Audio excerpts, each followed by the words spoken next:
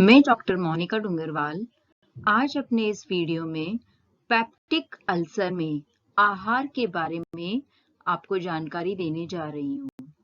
कल का वीडियो जो कि पेप्टिक अल्सर पे था, उसमें हमने देखा कि पेप्टिक अल्सर किसे कहा जाता है, यह कितने प्रकार का होता है, साथ में हमारे शरीर में पेप्टिक अल्सर होने के क्या-क्या कारण होते हैं और क्या लक्षण दृष्टिगोचर होते हैं। आज के इस वीडियो में हम बात करने जा रहे हैं पेप्टिक अल्सर में आहार के बारे में। पेप्टिक अल्सर में पौष्टिक तत्वों की मांग अर्थात न्यूट्रिशनल रिक्वायरमेंट इस समय पर उस रोगी व्यक्ति की क्या हो जाती है। जब भी हम किसी के न्यूट्रिशनल रिक्वायरमेंट की बात करते हैं तो सबसे पहले हम लेते हैं एनर्जी को या कैलोरी को। हम जब ऊर्जा की बात करते हैं तो ऊर्जा की जो मांग होती है वह रोगी व्यक्ति की आयु के अनुसार, लिंग के अनुसार, उसके व्यवसाय के अनुसार, कार्य की प्रकृति के अनुसार, अर्थात कि वह व्यक्ति साधारण क्रियाशील है, मध्यम क्रियाशील है या अधिक क्रियाशील है, उसके अनुसार कैलोरी की पर्याप्त मात्रा उसके आहार में होना बहुत जरूरी होता है। दूसरा न्यूट्रिएंट होता है प्रोटीन। पेप्टिक अल्सर की स्थिति में प्रोटीन की जो मांग होती है वो सामान्य व्यक्ति के कंपैरिजन में 50% तक बढ़ जाती है। साथ ही जितनी उसकी रिक्वायरमेंट बढ़ी है वो जो टोटल रिक्वायरमेंट है उसका 50% भाग जो है उसे दूध से प्राप्त होना चाहिए। कहने का मतलब ये है अगर व्यक्ति की पहले जो प्रोटीन की रिक्वायरमेंट थी वो 50 थी, है ना, और यह रिक्वायरमेंट अब 50% बढ़ गई है अर्थात 25 बढ़ी है, तो टोटल प्रोटीन की रिक्वायरमेंट कितनी हो गई है? 50 प्लस 25 जोड़ के 75 ग्राम प्रतिदिन हो गई है। तो ये जो कुल 72 ग्राम जो उसकी रिक्वायरमेंट है उसका जो आधा भाग है या 50% भाग जो है उस प्रोटीन का, वह उस रोगी व्यक्ति को दूध के द्वारा प्राप्त होना चाहिए। साथ में जो प्रोटीन है वह उच्च गुणवत्ता वाला व उच्च जैविक मूल्य वाला होना चाहिए। दूध क्योंकि पेप्टिक अल्सर के लिए सबसे श्रेष्ठ एक फूड स्टफ होता है, इसलिए उसको अपनी डाइट में इसको इंक्लूड करना ही चाहिए। और हम पहले भी बता चुके हैं कि उत्तम गुणवत्ता वाला व उच्च जैविक मूल्य वाली की जब भी हम बात करते हैं तो जो भी नॉन वेजिटेरियन चीजें हैं, भले वो मांस है, मछली है, अंडा है, वह इसके अंतर्गत आती है, परंतु इनका उपयोग बहुत अधिक भी नहीं किया जाना चाहिए क्योंकि ये चीजें जो होती है ये आमाशय में उत्तेजना पैदा करती है जिसके कारण से गैस्ट्रिक सिक्रीशन या हम ये कहें आमाशय रस या जठर रस का स्रवन बढ़ जाता है और इसी कारण से दूध इसमें श्रेष्ठ माना जाता है और इसलिए कहा जाता है कुल प्रोटीन का 50% भाग हमें दूध से ही प्राप्त होना चाहिए। अब हम बात कर रहे हैं वसा की। ऊर्जा मांग के अनुसार वसा की मात्रा को बढ़ाया जाना चाहिए। अगर ऊर्जा की मांग बढ़ रही है उस व्यक्ति में किसी कारण से तो वसा की मात्रा भी बढ़ेगी। 50% वसा की मात्रा दूध से प्राप्त होनी चाहिए। जिस तरीके से अभी हमने प्रोटीन में बात की थी उसी तरीके से जो टोटल वसा की रिक्वायरमेंट है दिन भर की विजिबल जो रिक्वायरमेंट की हम बात करते हैं तो वह 50% जो उसका भाग है वह दूध से प्राप्त होना चाहिए। शेष भाग वनस्पति तेलों जैसे कि सरसों का तेल है, मूंगफली का तेल है, सोयाबीन का तेल है, इनसे प्राप्त किया जाना चाहिए। वसा युक्त भोज्य पदार्थ आमाशय में अधिक समय तक रहते हैं तथा इसका पाचन धीरे धीरे होता है। इसके साथ ही वसा के पाचन के फलस्वरूप पक्वाशय की जो अम्लीयता होती है वह भी कम हो जाती है और इसी कारण से वसा युक्त भोज्य पदार्थ जो होता है इस समय पर फायदेमंद होता है, परंतु इसका मतलब ये नहीं है कि हम उस व्यक्ति को जो है तला भुना भोज्य पदार्थ देने लग जाएं। इस समय पर उन भोज्य पदार्थों से परहेज करना चाहिए, अर्थात व्यक्ति को घी, मक्खन, मलाई, तेल का उपयोग पर्याप्त मात्रा में करना चाहिए, यानी सिंपल फैट हम उसकी डाइट में इंक्लूड कर सकते हैं। नेक्स्ट न्यूट्रिएंट जिसकी हम बात करने जा रहे हैं वो है कार्बोहाइड्रेट। शरीर में कुल आवश्यक कैलोरी का 40 से 50% भाग जो है वह कार्बोहाइड्रेट से प्राप्त होना चाहिए। यानी जितनी भी उस व्यक्ति की कैलोरी की रिक्वायरमेंट है उस टोटल कैलोरी का 50% भाग तक हमें कार्बोहाइड्रेट से एनर्जी मिलनी चाहिए।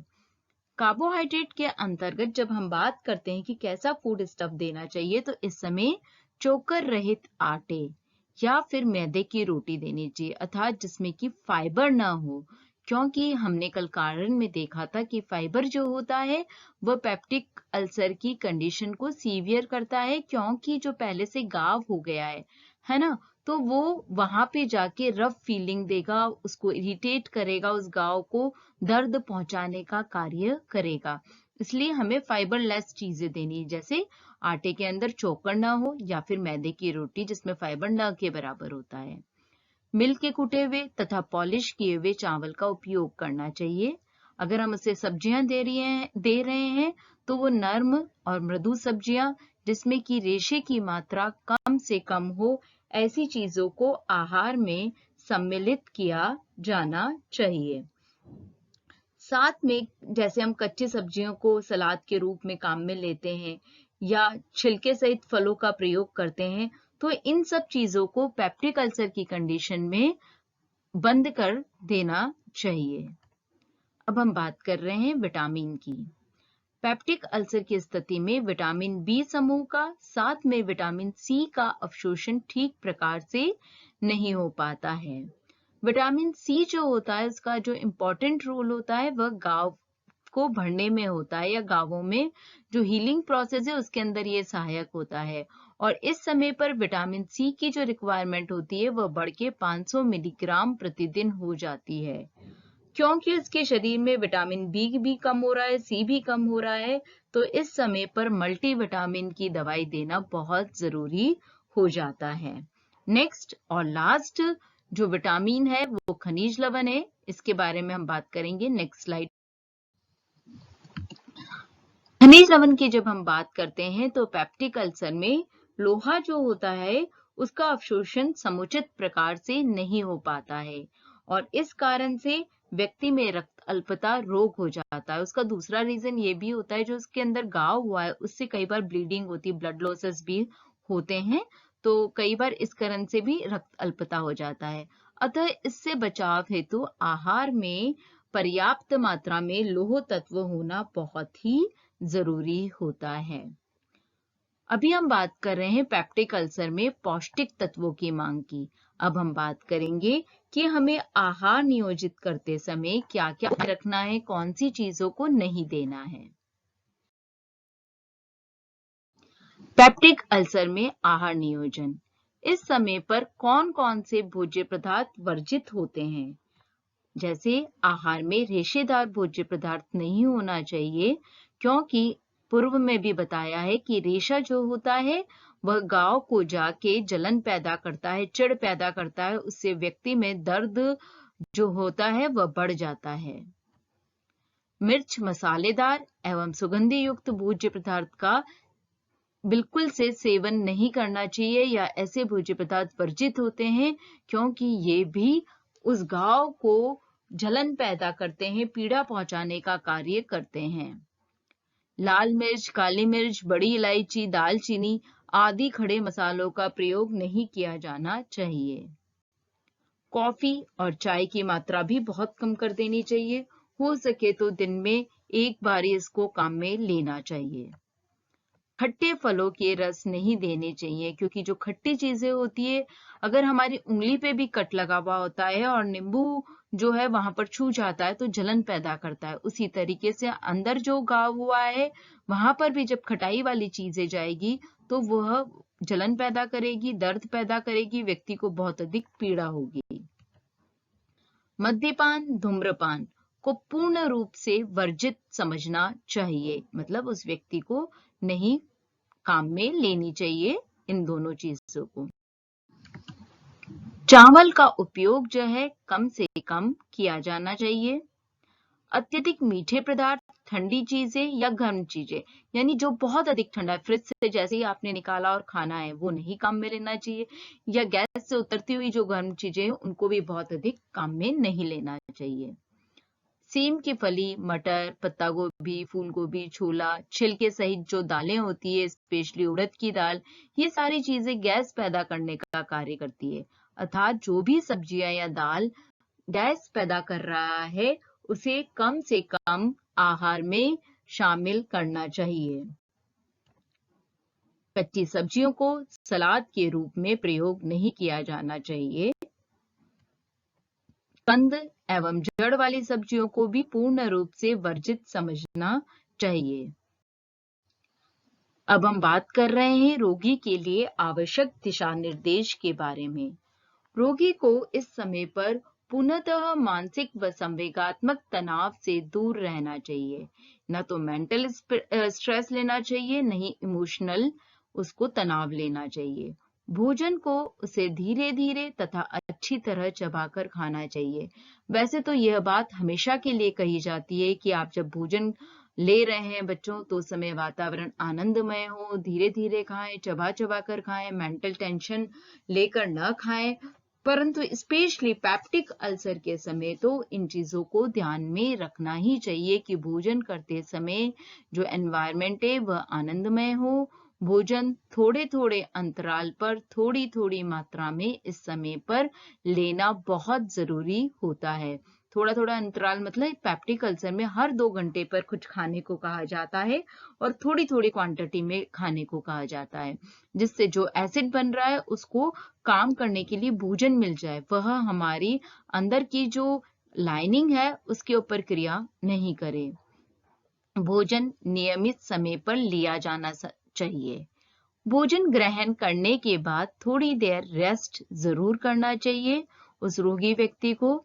इस समय पर सादा भोजन यानी ब्लैंड डाइट अर्थात बिना मिर्च मसाले वाला भोजन, बिना तला हुआ भोजन ग्रहण किया जाना चाहिए, या हम ऐसा कहें ऐसा भोजन जिसमें स्वाद के लिए नहीं खाया जा रहा है बल्कि ठीक होने के लिए खाया जा रहा है, उसका प्रयोग किया जाना चाहिए। अब हम बात कर रहे हैं पैप्टिक अल्सर में जो स्पेशल डाइट्स दी जाती है जो कि 4 तरह की होती है, वो डाइट्स कौन कौन सी है।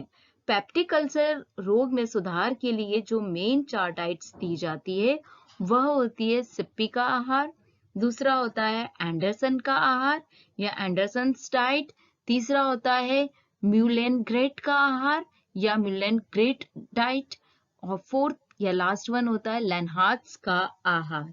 और इन सभी डाइट को जो तैयार किया गया है उसमें कुछ बातों का ध्यान रखा गया है कि आमाशय की अम्लीयता को ये ग्रहण करे, आमाशय में जो अम्ल बन रहा है उसको निष्क्रिय करे, साथ में ऐसे चीजें नहीं हो जो कि जठर रस को उत्तेजित करे, इसमें फाइबर कम हो, यह भोजन सिंपल तो हो पर साथ में पौष्टिक या न्यूट्रिएंट देने वाला भी हो।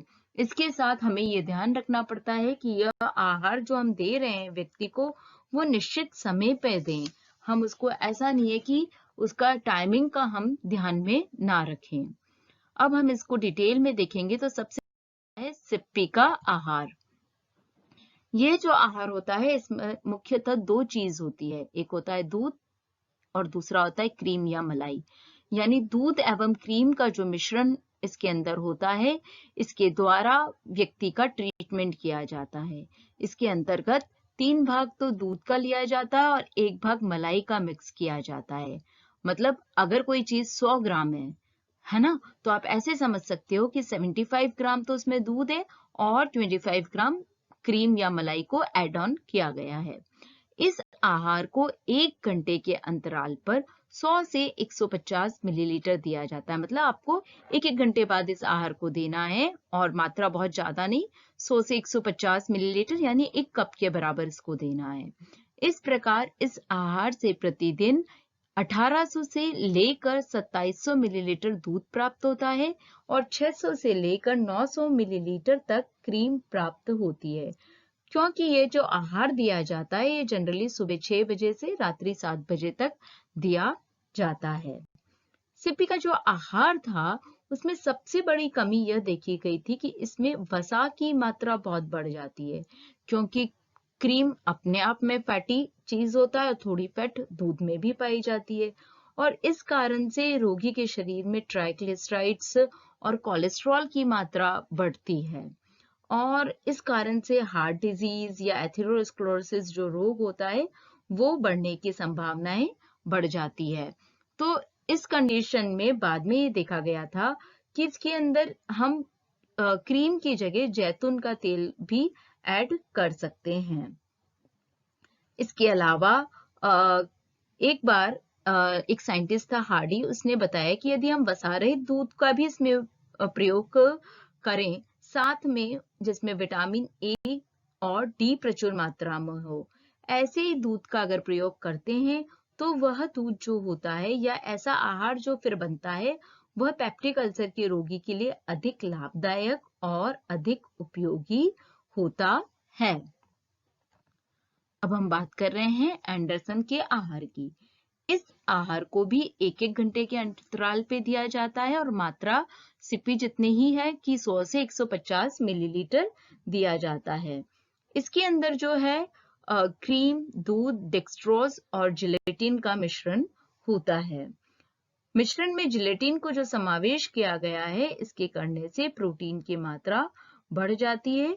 क्रीम जो है वो 100 ml काम में लिया जाता है, दूध जो है 900 ml लिया जाता है, डेक्सट्रोज 60 ग्राम यूज किया जाता है और जिलेटिन जो है वह 50 ग्राम यूज किया जाता है, और इन चारों को मिलाकर एंडरसन की डाइट को तैयार किया जाता है। अब हम तीसरे आहार की बात करने जा रहे हैं, जो कि है म्यूलेनग्रेट का आहार। यहाँ पर एक बात बतानी जरूरी है बच्चों, जैसे कि सबसे पहले आपने सिपी का आहार देखा है, दूसरा एंडरसन का आहार देखा है, तीसरा म्यूलेनग्रेट का आहार देख रहे हैं। तो ये जो सारे नाम रखे गए हैं, इन वैज्ञानिकों के नाम पे ही रखे गए हैं। मतलब कि सिप्पी का जो आहार है वो सिप्पी नामक साइंटिस्ट ने दिया है, इसलिए उसका नाम ही वही रख दिया गया है। इसी तरीके से एंडरसन का जो आहार है वो एंडरसन नामक साइंटिस्ट ने दिया है, इसलिए उसका नाम वही रख दिया गया है। इसी तरीके से यही फॉर्मूला जो है म्यूलेनग्रेट आहार पे भी बैठता है कि म्यूलेनग्रेट नामक साइंटिस्ट ने 1939 में यह आहार तैयार किया था, और यह आहार मांस, मछली, दूध, अंडे के मिश्रण से तैयार किया जाता है। इसके लिए मांस और मछली जो होता है इसका महीन पाउडर तैयार किया जाता है और इसको दूध में मिलाकर रोगी को खिलाया जाता है। यह आहार जो होता है प्रति घंटा 100 मिलीलीटर व्यक्ति को दिया जाता है, और इस आहार के द्वारा प्रतिदिन 120 से 150 ग्राम प्रोटीन जो है रोगी को प्राप्त होता है।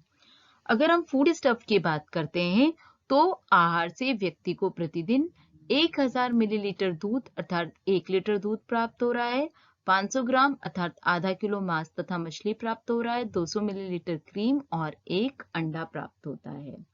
यह जो आहार है म्यूलेनग्रेट का आहार, यह सबसे अधिक प्रभावी, उपयोगी एवं लाभदायक होता है तथा पेप्टिक अल्सर को ठीक करने में सबसे अधिक लाभदायक साबित हुआ है।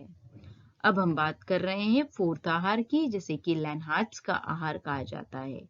इस आहार को दूध तथा अंडे के मिश्रण से तैयार किया जाता है। यह जो आहार है, इस आहार में सिप्पी के आहार से भी अधिक मात्रा में ट्राइग्लिसराइड्स और कोलेस्ट्रॉल उपस्थित होते हैं। इस कारण से जो रोगी व्यक्ति होता है उसके शरीर में ट्राइग्लिसराइड्स और कोलेस्ट्रॉल की मात्रा बढ़ जाती है, और इससे हार्ट डिजीज या एथेरोस्क्लेरोसिस रोग होने की संभावनाएं भी बढ़ जाती है। इस कारण से यह आहार पेप्टिक अल्सर के रोगियों के लिए बहुत अधिक उपयोगी नहीं होता है, और कम उपयोगिता के कारण ही इसको सबसे कम मात्रा में काम में लिया जाता है। इसके साथ ही हमारा जो पूरा टॉपिक है पेप्टिक अल्सर, जो कि हमने कल के वीडियो में देखा पार्ट 1 के नाम से, और जो आज हम देख रहे हैं डाइजेन पेप्टिक अल्सर, यह पूरा जो है वह खत्म होता है, जिसमें हमने पेप्टिक अल्सर क्या है, कितने प्रकार का है, क्या लक्षण है, क्या कारण है, क्या पौष्टिक तत्वों की मांग इसके अंतर्गत होती है? आहार नियोजन करते समय हमें किन-किन बातों का ध्यान रखना चाहिए? साथ में किस तरह का आहार डेवलप किया गया है इस बीमारी के अंदर? साथ ही थैंक यू बच्चों।